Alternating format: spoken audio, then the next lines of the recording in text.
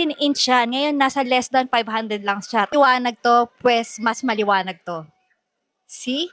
'Di ba? Actually, yung unang gamit ko is ito. Ang kagandahan lang dito is pwede mo siyang dalhin kahit saan. At saka kung kailangan mo ng temporary ring light at the same time, yung makikita mo na yung sarili mo. Pero kung plano mong mag-live selling at kailangan mo ng pangmatagalang ring light or ng fill light o kaya naman marami kang i-upload na videos at kailangan mo ng pangmatagalang fill light, eh mas recommended itong nabili ko. Actually, itong nabili ko ay napakamura. At mas mura siya ngayon. Kasi ito, tingnan nyo. Ang laki niyan. 16-inch siya. Ngayon, nasa less than 500 lang siya. Tapos, may kasama na siyang stand. May kasama na siyang tripod. Tapos, kita mo yan, oh, ang taas. 'Di ba? Mas matangkad sa akin. Actually, mas malaki pa to. Mas maitatangkad pa to. At ang kagandahan dito, wait lang ah. Ibalik ko lang. Ang kagandahan dito sa fill light na to, bukod sa sobrang laki na niya at makukuha mo siya sa sobrang murang halaga, meron na siyang remote.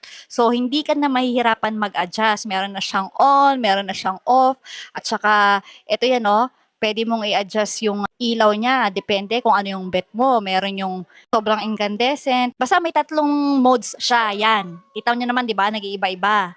Tapos, ang kagandahan dyan, dimmable din siya. Ayan yung buttons. May CT, negative, and CT positive. So, tignan nyo ha, i-click ko siya at makikita nyo na, ayan, nag-a-adjust siya.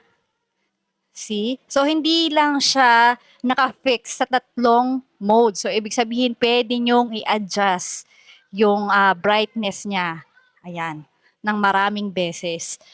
Ayun lang naman, mas mahalaga lang dito is makakapili tayo ng preferred light na gusto natin. Depende sa preference natin. So, ayun lang. Kaya kung ako sa inyo, i-grab nyo na yung opportunity kasi sa ibang seller, napakamahal ng ganitong kalaking fill light. Tapos may tripod pa. Less than 500 lang siya ngayon. Nasa 400 plus lang.